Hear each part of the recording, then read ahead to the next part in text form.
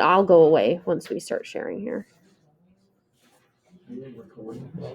Yeah, for the people who are gone. All right, here we go, people. Argument essay. The first couple of slides, folks, don't have you writing anything down, but I do want you to pay attention. I am going to tell you to write down the due date, okay? So the overview, this is an argumentative essay. It's going to be 5 paragraphs. I already told you it's going to be 100 points in the grade book.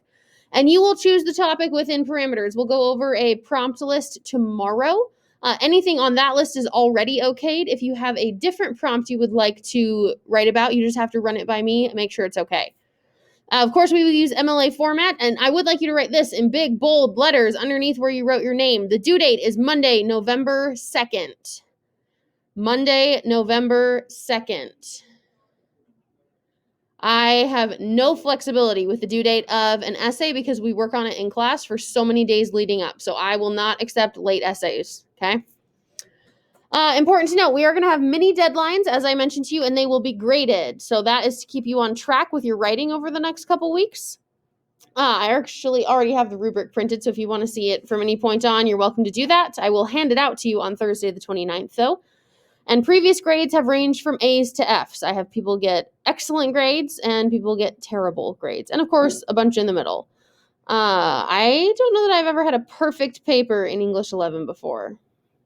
I think I've had 3 perfect papers in my years of teaching honors. 2 of them were the Heibergers, in case you were curious. So again, the prompt choices, anything on my list is okay. You can argue a prompt you agree with or not. That is not going to affect my grading. Whatever side you pick, it doesn't matter to me. I'm going to grade your writing and your organization and your grammar, so I don't care what the content itself is. Even if I disagree with you, I will grade it fairly. I will say that some prompts are easier than others. The more evidence you're able to find, the easier your paper is going to be to write. If you pick a topic that's mostly opinion-based, you're going to have a hard time writing your paper. So take that into consideration. There are easy and hard prompts on the sheet that we'll look at tomorrow. For revision and proofreading, I am only going to grade the essay once, and that's after you've turned in the final copy. I will not proofread your whole paper for you and offer suggestions. I don't have time or the capacity to do so. If you have specific questions, you're of course welcome to ask those during class when we have drafting time, or if you want to come in during SRP, you're of course welcome to do that too. So here we go. This is where your notes start, people. Track with me. We're going to blaze through this. The thesis statement is arguably the most important point of your whole essay. So the location is the last sentence of the introduction paragraph. It should be 1 sentence. It might be longish, and that's okay, but it can't be more than 1 sentence for our purposes. The purpose of the thesis statement is to fully answer the prompt, to present your specific argument or side, and to include your main reasons. Pretty easy. We're just filling in the blanks here. So kind of like make some eye contact with me if you're done, so I know when to flip. Great work, people. Body paragraphs and topic sentences. You'll notice we're not going in order of how the paper is going to be read, but I do think this is how you should write your paper, out of order. So after you write your thesis statement, you should write your topic sentences. A topic sentence introduces the paragraph by presenting one reason that is the focus for that paragraph. The location is always the first sentence of a body paragraph. Pretty simple. Now you've got a little chart. For good and bad topic sentences, a good topic sentence on the left-hand side does the following. It, of course, answers the prompt, it connects to the thesis, and it introduces the argument, specifically your side of the argument. Ooh, a bad topic sentence. We don't want this. We don't want them to ask a question. We don't want them to introduce a quote. And we don't want them to include specific examples. That will come later in the paragraph, but a topic sentence should never do the things on the right-hand side. Yuck, bad, we don't like it. All right, keep going. Another chart for you to fill in. The body paragraphs, the structure of body paragraph 1 and body paragraph 2 should be identical. Topic sentence comes first, just like we talked about. Next is context, which I will explain to you momentarily, followed by detail number 1 and the evidence for detail number 1, repeat for detail number 2 and the evidence for detail number 2, and then a transition sentence.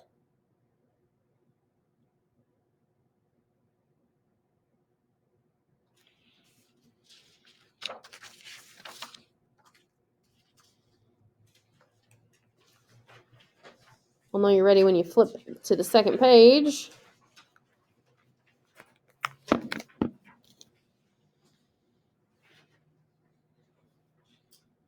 All right.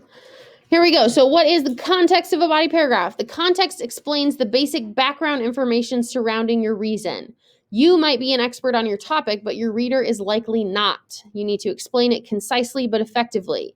Obviously, I'm your reader, and I am not an expert on all things, everywhere, all the time. So the location of the context is always the second sentence of the body paragraph. So we would have a topic sentence, and then we would have the context, just like we wrote in that chart.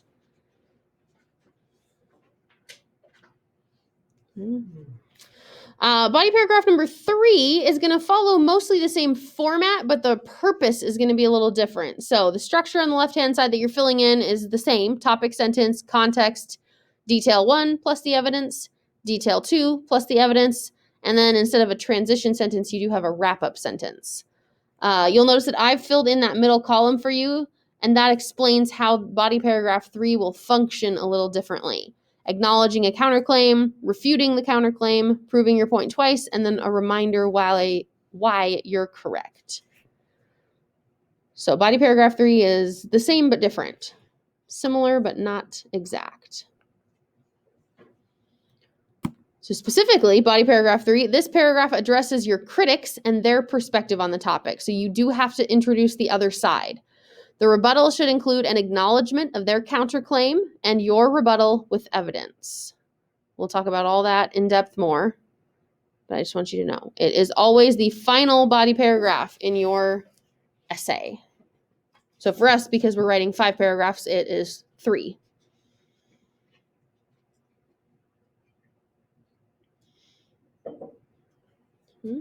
Next, we're going to talk about the introduction. So here is the structure of the introduction. First, an attention getter, followed by context and background, followed by why it matters.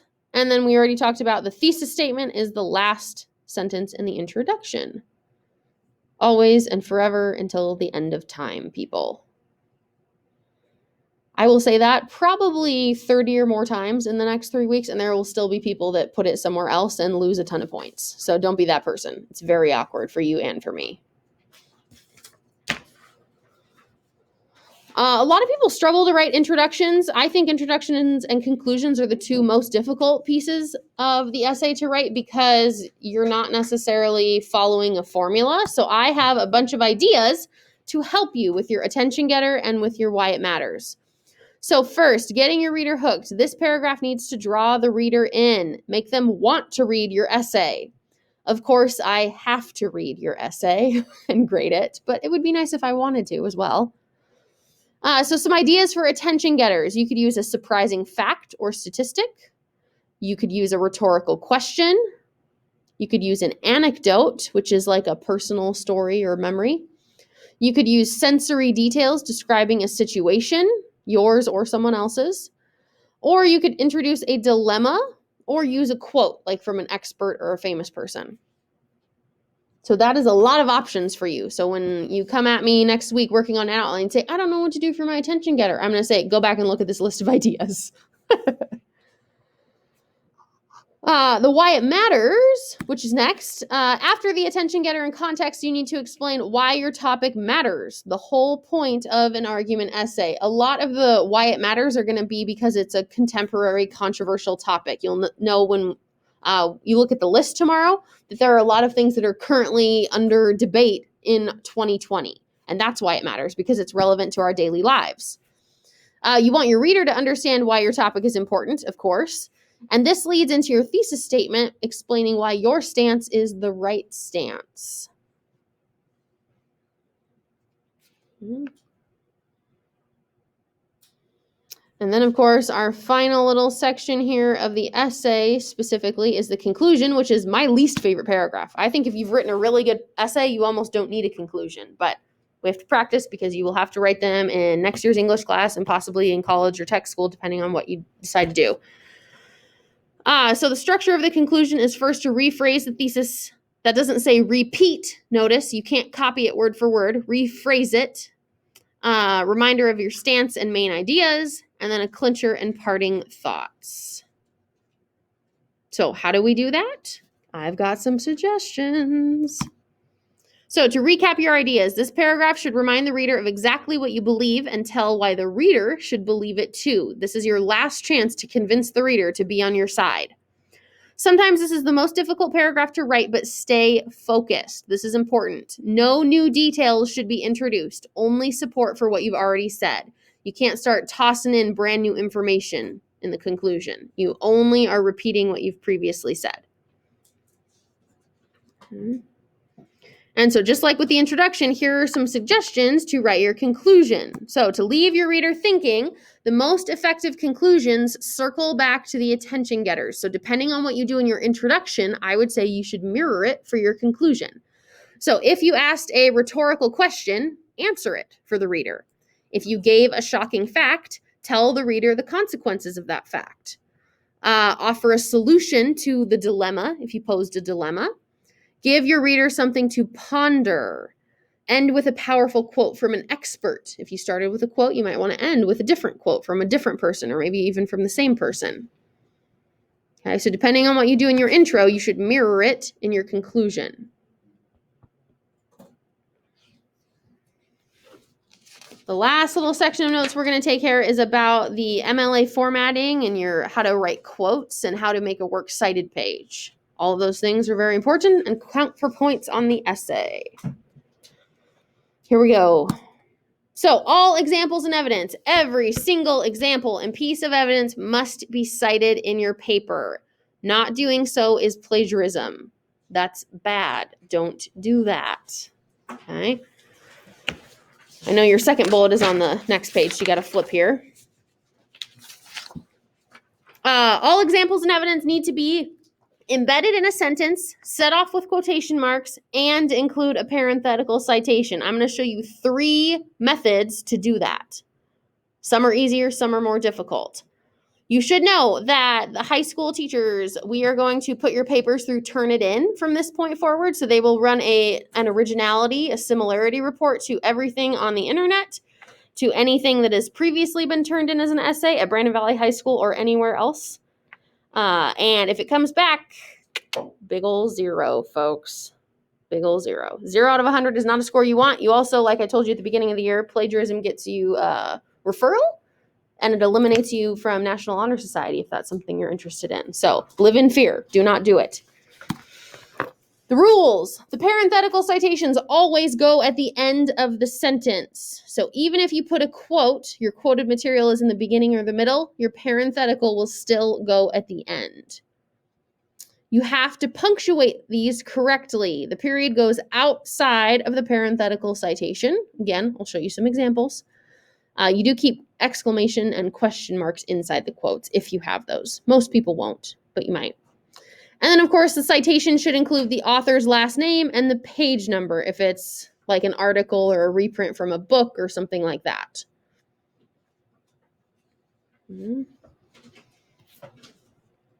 Ready for the 3 methods?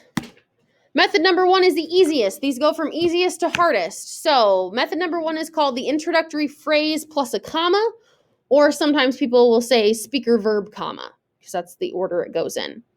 So to do quote method number 1, you begin with the speaker of the quote, followed by a verb like says, claims, states, argues. You do want to vary that. If you pick this one, you don't want to say says 6 times.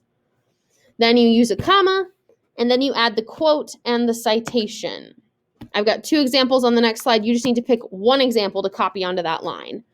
They're both, good examples. So according to Vari, punctuality builds respect, credibility, and professionalism. Keenan. So again, you've got the introductory phrase, the comma, and then the quote. The other example, technology expert Melanie Curtin explains, the average person spends over 4 hours a day on their device. Then Curtin 2 with a period at the end.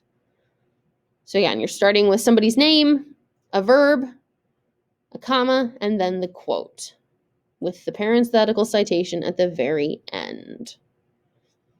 So this is method 1. Again, this is probably the easiest method. Most people default to this. It's very easy to track and easy to think of writing this way.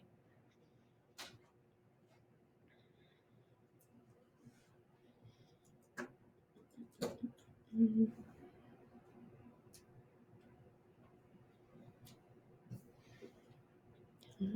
ready for method 2?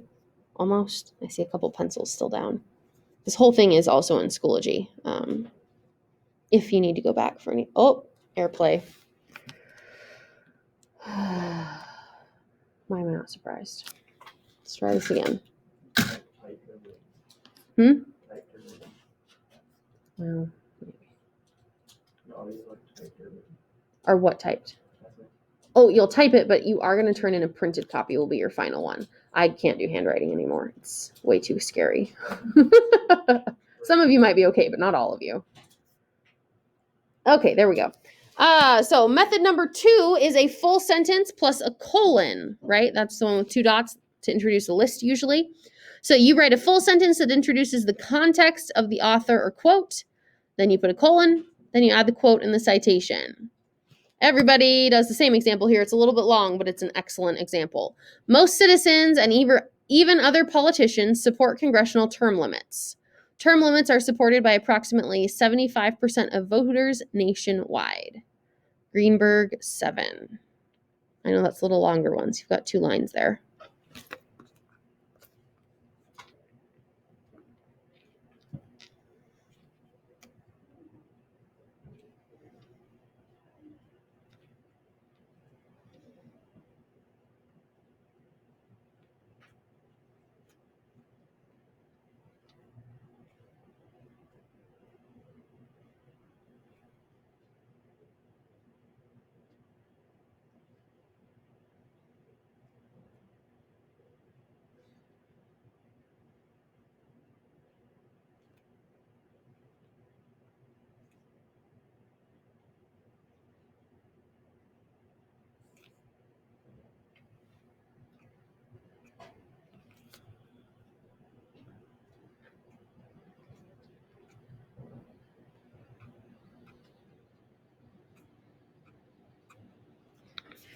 We're almost there on this one. Got one more method.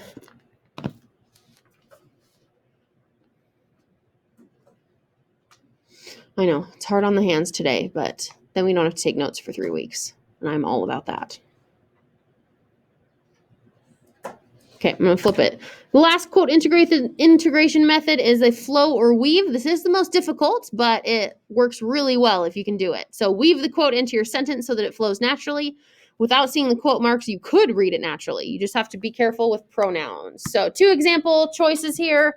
First one's from Of Mice and Men, probably the easier one to write.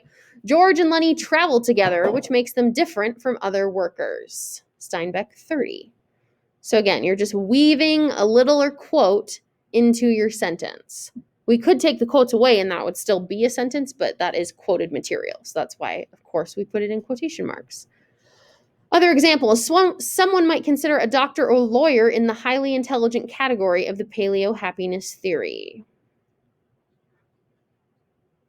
Again, citation is at the end of the sentence, period, outside the parentheses. Easy peasy lemon squeezy, right, folks?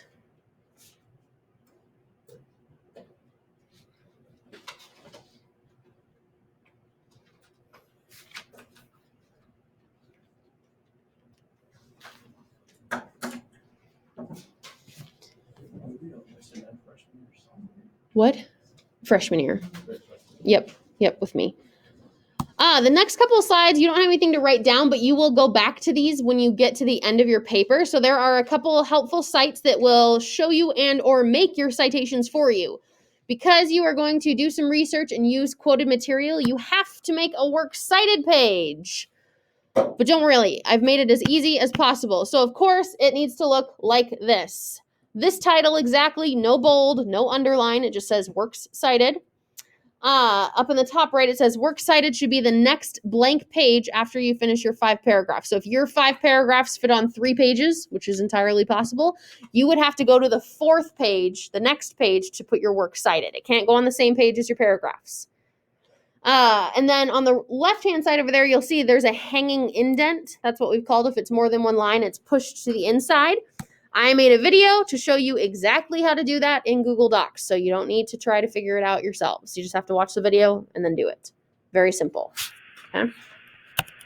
That's all we've got in those note-taking. You'll notice that the last 2 pages of the packet are a checklist, which will become really important as you are drafting your paragraphs and as we do revisions. So things to do or things to avoid. And then the last page is a thesis practice. We're going to work on that together early next week, so don't worry about completing that for now. So please put your packet away.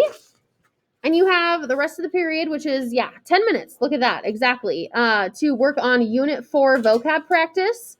Your logged in screenshots are due tomorrow night at 11:59 p.m. Okay? I know, tomorrow's Thursday already. Time flies, that's what I'm saying. Okay? Quiz Friday. Coming in hot. Coming in hot, I know. You didn't have a Monday, but I sure did. One heck of a Monday, Nick. I was in more meetings and more pointless webinars than I have ever lived in, and it was terrible. They were terrible. They were.